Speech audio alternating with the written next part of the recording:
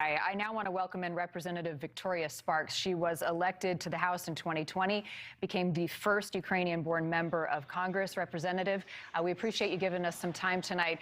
I'd like to get your reaction right off the bat to the president addressing the situation happening in Ukraine. How did you feel he did tonight? Well, I think,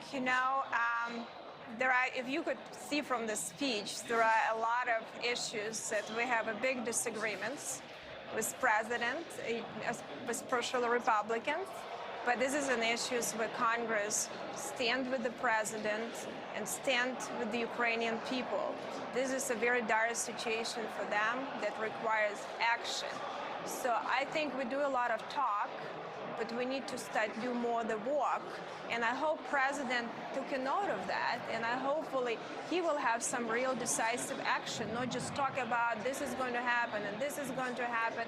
We need to have a real actions and some other issues that are domestic where he could overwhelmingly have support of the people. So I expect actions, not the talk. This is too urgent to have the talk. What types of actions are you talking about? Because we have seen really punishing sanctions in terms of what the U.S. has put forth against not just Vladimir Putin, but the people of Russia. I look at issues and images from earlier today, people in Moscow lining up to try to take out money. The ruble right now worth less than a penny. So what in addition are you looking for, given that there is so much at stake in terms of global security and safety? Well, I think, unfortunately, President Putin betrayed the Russian people, and he is not represented what is good for the Russian people. It's unfortunate for me to see, and they have to suffer the pain, but they need to start putting pressure on President to stop that insanity. They elected him, and they have the responsibility to push back on him, because this slaughtering of Ukrainian people is unacceptable. They are fellow Slavs. Go and kill fellow Slavs? This is crazy. I mean, I could never believe in my wildest dream that it would be happening.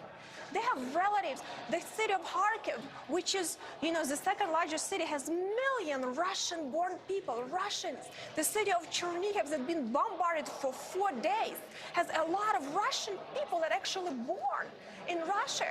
So I just cannot believe this insanity. So I think we need to make sure that the people of Russia need to have their voice heard. They have responsibilities as everyone else, because they are going to be suffering too, unfortunately. But we have to take decisive action around, especially these oligarchs. We didn't sanction some very serious oligarchs that are very close to President Putin. So they need to understand we mean business. And they're not going to be hiding their money with their girlfriends and wives around the world. They're going to lose this stuff. They're not going to have stealing money from Russian people and live this beautiful life and not care about it. They need to understand that it's going to be serious. And if they not stop ceasefire and starting discussing how we can get out of this mess, they will start paying the price. We need to make sure that we have a safety zone humanitarian passage for these people to try to get out of that hell. We also need to make sure that whatever we promise, that for people little A's that have to defend, that is actually going to get faster, that these people don't fight it with knives and forks again, this crazy, force that coming at them. So I think these things take some leadership.